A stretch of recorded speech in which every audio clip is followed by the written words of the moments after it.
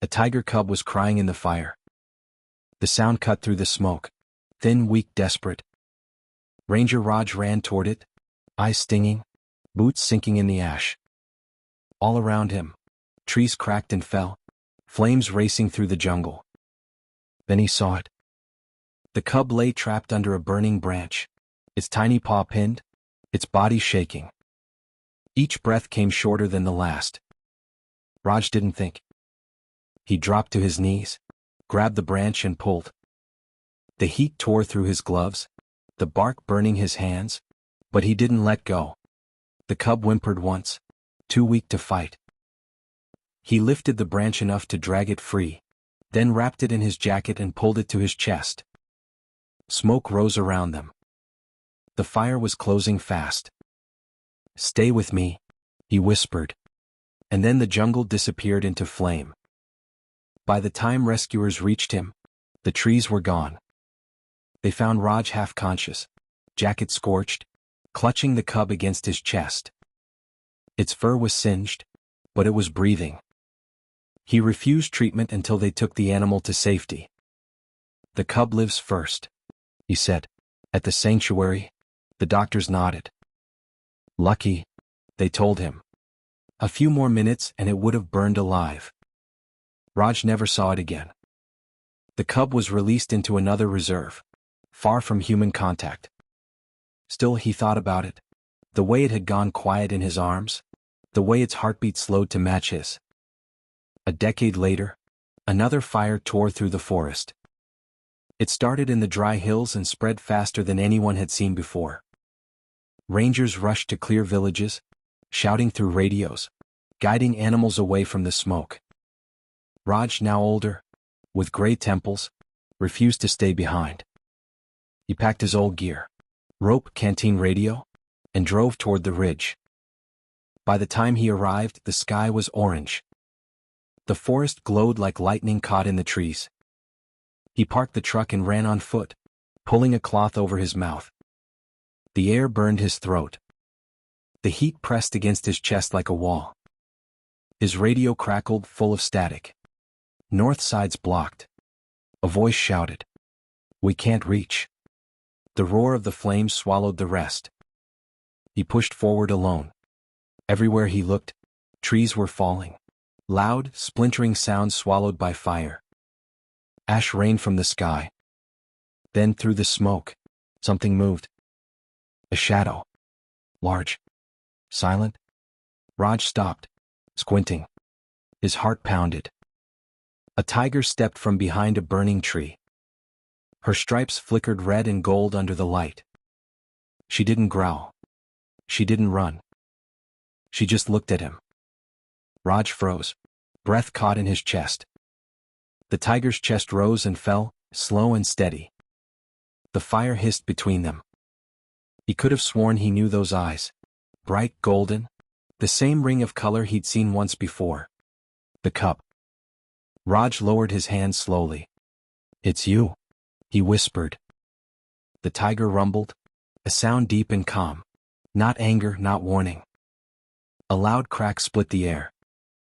Raj turned his head just as a burning branch gave way from above, breaking free with a rush of sparks. He tried to move but stumbled on the roots. The world turned red. The tiger lunged. A blur of muscle and smoke slammed into him, knocking him hard to the ground as the branch crashed where he'd been standing. Ash exploded around them. When the firelight settled, the tiger stood in front of him, chest heaving, blood streaking her shoulder. She turned her head, met his eyes once, and the truth hit him. She had saved him. Raj coughed, the smoke scraping his throat as he crawled closer. The tiger didn't move. She stood in the haze, tall, steady, blood streaking her shoulder. Ash drifted between them, glowing red in the dying light. "Easy," he said softly. "It's all right." Her ears flicked, her tail slow and calm. She rumbled, low, deep, the kind of sound that made the ground hum. Through the smoke, he saw it. The scar. A small mark on her leg, faint but clear. The same place where the cub's paw had been burned years ago. He froze, breath catching. You remember? He whispered. The tiger blinked once, slow and certain. For a moment, neither of them moved. Around them, the fire was losing strength. The trees still smoked, the air thick with heat, but the danger was fading. Raj knelt in the ash, pressing one palm flat to the ground between them. The dirt was warm, pulsing faintly, the forest's heartbeat returning. He expected her to turn away, to disappear back into the trees. Instead, she stepped forward.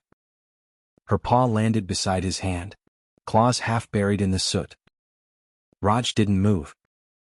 The tiger lowered her head until her whiskers brushed his sleeve. He could feel the heat of her breath, smell the mix of smoke and earth on her fur. She stayed there, close enough for him to hear her breathing, slow and even. Then she nudged his arm lightly with her nose, a soft, brief touch. Raj's eyes stung, not from the smoke this time. She stepped back, turning her body toward the dark tree line. Her limp was faint, her stride still powerful. In that moment, he understood without words. Years ago, he had carried her out of a burning forest. Now she had carried him through another. He watched as she disappeared into the smoke, the tip of her tail flicking like a glowing ember. The wind changed direction, pushing the last of the fire away. When dawn came, the fire was finally out. Smoke drifted low over the ridge. The ground was black and soft beneath the rescuers' boots. They found Raj sitting near the edge of the burn zone, his jacket torn, his hands gray with ash. "Sir," one ranger called, running toward him. "We thought you didn't make it." Raj looked up, eyes red from smoke. "Almost didn't," he said. A medic helped him stand, checking for injuries.